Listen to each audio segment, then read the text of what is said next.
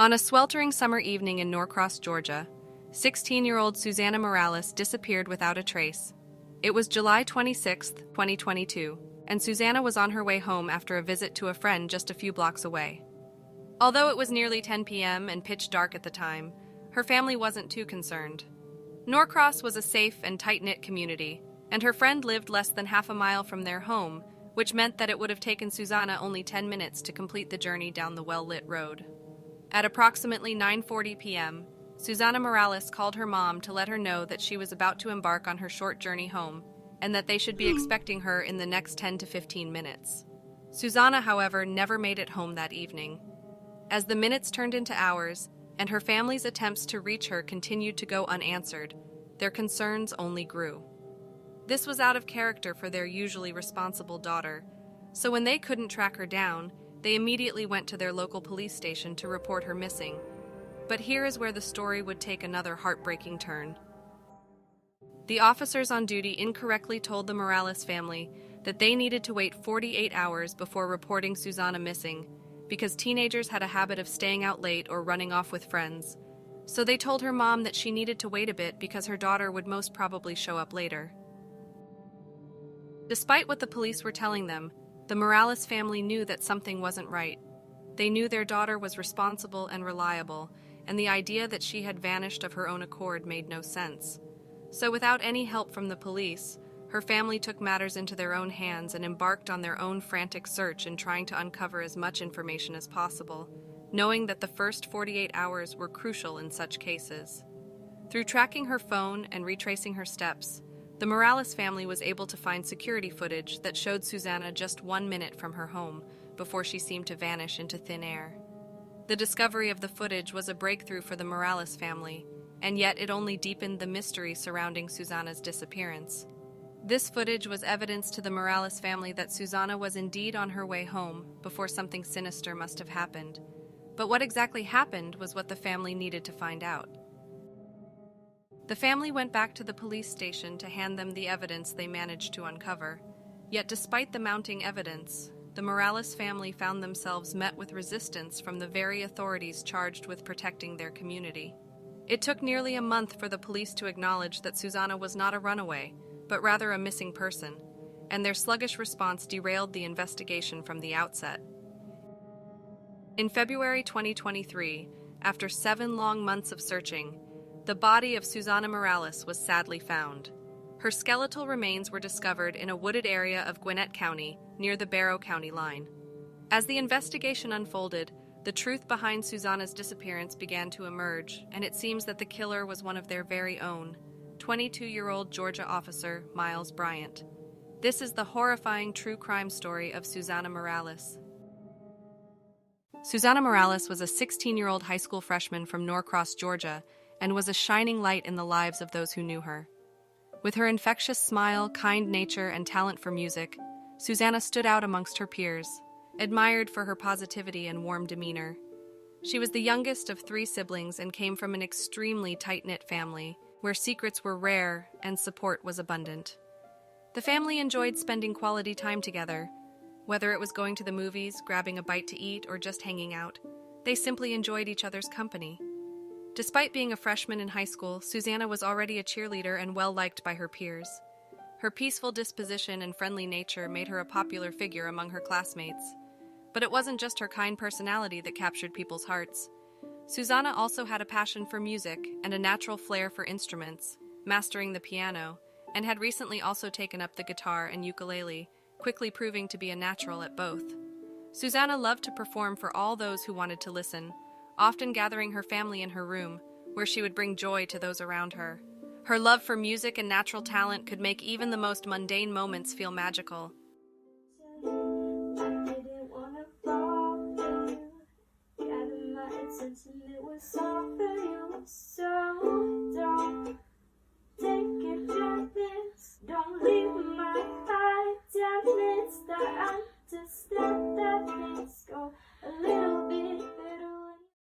On Tuesday, July 26, 2022, the Morales family went about their usual routine. It was the middle of the summer break, and Susanna was relishing in her well-deserved time off from school, using the time to recharge her batteries. Eager to make the most of her time off and earn some extra cash in the process, Susanna joined her mother at work for the day, eager to learn and gain some valuable life experience. As mother and daughter tackled the day's tasks side by side, enjoying the time they got to spend together, they were unaware of the significance of the day and the horrors which would unfold just a few hours later. Susanna and her mom arrived home at around 4 p.m. that afternoon. After freshening up, having supper, and lounging around for a while, she asked her mom at 6 p.m. if it was okay to visit one of her closest friends who lived about half a mile away, and her mom gave her the go-ahead. It was just a short 10-minute walk to her friend's flat at the Sterling Glen Apartments, and it was a journey Susanna had made plenty of times before. So shortly after 6 p.m., she said goodbye to her mom and made the journey to her friend's place. She arrived there about 10 minutes later, and as usual was the case, she texted her mom immediately to let her know that she arrived safely. The two girls spent the next few hours chatting, laughing, and enjoying each other's company, and time basically flew by. Before they even realized it, it was now well past 9:30, and Susanna knew that she needed to make her way back home. She once again texted her mom, this time at 9:40 p.m., to let her know that she was about to embark on her journey back home and promised to see her in the next 10 to 15 minutes. Susanna's mom, who was still awake at the time, waited up as usual for her daughter to be safely in bed before she'd go to sleep. But as the minutes passed without the sound of Susanna walking through the front door, her mom began to feel a sense of unease. It's been over 15 minutes since the text from Susanna, yet she wasn't home yet, and her mom immediately sensed that something wasn't right. Her mom waited anxiously as the clock ticked away, her mind racing with worst-case scenarios. Her heart sank with every minute that passed without a sign or word from her daughter. Minutes had turned into hours, and without warning, it was now already the next morning, and still no word from Susanna. Her family was unable to get hold of her phone going straight to voicemail, and it seemed that no one had seen or heard from her. So that very morning, her mom went to the police station to report Susanna missing. When the Morales family approached the police to report Susanna missing, they never could have anticipated the level of resistance they'd face from the very people tasked with protecting their community. The officer on duty callously told them to wait 48 hours before reporting her disappearance, dismissing their fears and concerns as nothing more than typical teenage behavior, claiming that teenage girls often ran off with their partners or stayed out late at parties. But Susanna's family knew better. She hadn't taken any personal belongings with her, not even a change of clothes, and it was completely out of character for her not to let her family know where she was. Despite this, the police continued to treat her case as that of a runaway, even as her family adamantly insisted that a crime had been committed. The police were even reluctant to release a statement on Susanna's disappearance or to reach out to the community to request that they keep an eye out for the missing 16-year-old girl. This only added to the mounting sense of frustration and desperation felt by the Morales family, who knew that they couldn't depend on the police and that it was up to them to spread the word and find Susanna. They designed and distributed their own flyers, hoping that someone in the community would be able to offer some much-needed assistance. Their persistence finally paid off when a local business in the area stepped forward with security camera footage. The footage showed Susanna walking home just after 10 p.m., mere moments before she was expected to arrive home. What was interesting to the Morales family was that this business was located less than a minute's walk from their home, making it clear that Susanna had been on her way back home, just as she'd indicated in her last text message. It was evident to the Morales family that something must have happened to Susanna between the time she passed the store and the 1 minute it would have taken her to get home. The family also managed to track Susanna's last known movements via a GPS app on her phone. The data showed that Susanna had been walking down Singleton Road between 10:07 and 10:21 p.m., headed in the direction of her home on Windscape Village Lane. But then something strange happened. Her phone pinged again at 10:26 p.m. near Oaklock Trace, which was in the opposite direction of her home, nearly a mile away from her last known location. The family immediately brought this information to the police, who reluctantly acknowledged that it was probable that Susanna had gotten into a vehicle around 10:21 and traveled in the direction of Oaklock Trace. But even with this mounting evidence of foul play, the police were still hesitant to officially declare Susanna a missing person. The family did their best to keep Susanna's story alive and to continue putting pressure on the police, so they approached various news agencies hoping to shed light on Susanna's case and keep her in the public eye. Through their tireless efforts and the power of social media, Susanna's story gained momentum, putting pressure on the police to take action. The pressure eventually became too much for the police to ignore, and on August 29, 2022, a month after Susanna's disappearance, they finally released a press statement officially declaring her a missing person. The Morales family's persistence had paid off, but they knew that the road ahead would be long and uncertain, and that a lot of valuable time was lost in trying to find Susanna. But they continued to hope that the case would move forward from here. Unfortunately, the case wouldn't move as fast as they had hoped, and it would take 6 months before police would reach out to them again.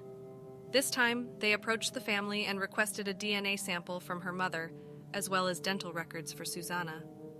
This was a strange request for the Morales family, as it seemed to confirm their worst fears that police weren't searching for a missing person, but in fact, they were searching for a body. Their fears would eventually turn into reality on February 6, 2023, nearly 7 months after her disappearance, when the body of Susanna Morales was discovered in a wooded area between Drowning Creek and Barrow County. Medical examinations would confirm that she died between 10 p.m. on July 26th, the day she disappeared, and 2 a.m. on July 27th. Upon further investigations of the scene, only a few feet from her body, officers discovered a handgun. Although it was clear that Susanna wasn't shot, police were certain that the handgun had something to do with the case, so they collected it as evidence and traced the serial number of the gun, and what they would eventually discover would shock the community of Norcross to its core. The gun was traced back to 22-year-old Doraville police officer Miles Bryant. This was a shock to the police officers who realized that they needed to investigate one of their own. When they took a closer look at Bryant, they discovered that he had reported his gun stolen just 2 hours after the Morales family had reported Susanna missing. In this report, he said that he accidentally left his truck door unlocked, and that's how someone was able to get inside his truck and steal his weapon, his military ID, and his wallet. Police also noticed that Miles lived in the same apartment complex where Susanna's friend was staying, and where she was last seen the previous evening. The evidence was starting to mount up. So on February 13th, 1 week after Susanna's body was discovered, police arrested Miles Bryant. He was charged with concealing the death of Susanna Morales, as well as for the false reporting of a crime. The warrant alleged that Bryant dumped Morales' naked body in the woods between Drowning Creek and Barrow County, and that he had previously given a false report that his personal car had been broken into and a gun taken from inside the vehicle. Police also stated that they didn't believe that Susanna Morales knew Miles Bryant. After his arrest, it would also emerge that Miles Bryant had a history of stalking and harassing behavior, and that he had previous maladministration charges against him. Despite the police previously being made aware of these allegations, minimal action was taken against Bryant. In 2022, around the same time as when Susanna went missing, a woman approached the Doraville police station complaining that she was being stalked by Bryant and that he had tried to break into her home. She said that she had known Bryant since the 5th grade, but their paths separated when they got older. Bryant tried to reconnect with her, and after chatting for a while, the lady decided that they didn't have much in common and distanced herself from him. After this, Bryant became aggressive and started to stalk and harass her. She felt that she was being watched, and someone even tried to break into her house, breaking the panel on her door. She also approached a neighbor who had a security camera, and after reviewing the footage, she saw a person who she believed to be Bryant trying to break into her home. Although he was trying to hide his identity, one frame caught him looking directly at the camera. Bryant's behavior was so aggressive and so intimidating that the lady actually feared for her life, and she ended up getting a firearm to protect herself. She reported his behavior to the Doraville Police Department, but nothing was really done about it, and the department only gave him a stern talking to. Bryant was also accused in 2018 of trying to break into a neighbor's house by entering through a window. The neighbor actually called the police, but when they arrived, Bryant denied that he ever tried to break in. After a bit of back and forth, the neighbor decided not to press charges, and no further action was taken. In October 2022, there was another allegation against Bryant, and he was actually charged departmentally for his actions, this time for maladministration. A family had reported their child missing, and Bryant was responsible for drawing up the report. He took 3 days before finishing the report, while federal law requires it to be done within 2 hours. For those 3 days, there was no record of that child being reported missing, and Bryant was eventually written up. It's unclear if the missing child was ever found. On February 23, 2023, Miles Bryant appeared in court and was informed that his charges had been upgraded. He was now also charged with the murder and kidnapping of Susanna Morales. His lawyers indicated that they'll be applying for him to be released on bond. The motion for the bond hearing is scheduled for May 1, 2023. The Doraville Police Department has also recently announced that Miles Bryant has been fired from the force.